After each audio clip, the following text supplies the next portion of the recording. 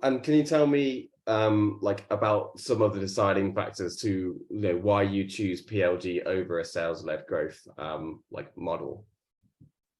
So let's say you do the classical business case analysis of TAM, SAM, and SOM, right? So like the totally addressable market is the goal that I want to have for any product where I want to go. So let's say I'm discovering the market for, I don't know, a subscription service that sells me green hoodies for middle-aged men.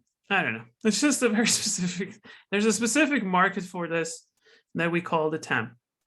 And we might get to an idea as we are discovering this business case before we even discussed about how we're going to build this, whether we're going to build a website to sell, whether we're going to have sales going door to door. We know what the product is and we know what the solution or like what the problem is that we're going to address. And the problem is middle-aged men want green hoodies, whatever, right? So the TAM, the totally addressable market, we believe is around 500 million in this particular area. And that's the market that we can address because there's not that many competitors. We're going to do it better because we're going to produce the best ones in the entire world. So one of the problems that you might have is that if you look at markets this one-dimensional, you might think that your market is growing, but like, I don't know, you look at one of these market reports. So you have these trend reports that are everywhere. Like, okay, the CAG, the CAGR of, by the way, I don't know how to pronounce this. I never know. Like, is it the CAGR? Is it the CAGR? I don't know. The compound annual growth rate for this particular market is 10.3% by 2026, right? You have always these amazing charts. And it might actually be true.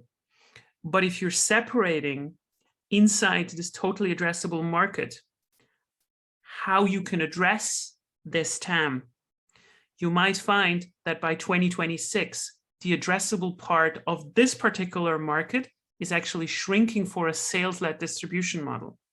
So what does that mean? Typically, when you have B2B customers from a mid-market segment, so let's say 500 employees up, size of Miro, 1,000, 1,500 employees, whatever. Enterprise, not yet, but like still relatively big.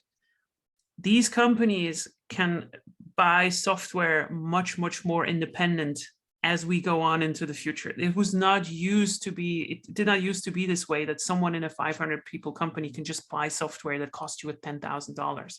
We used to have budgets assigned to quarterly overall budgets, and then you had to use them up. Otherwise, you cannot get them reassigned and so forth. So what that does is that these B2B customers are starting to behave like B2C customers in their buying behavior.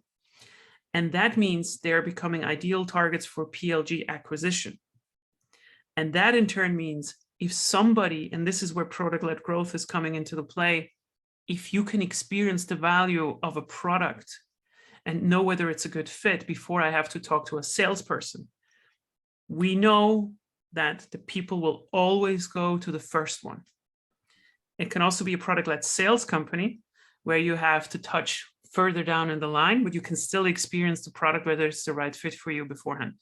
Imagine 15 years ago, it was unthinkable to self-onboard on a data analytics platform. Impossible, absolutely impossible. How would you even do this?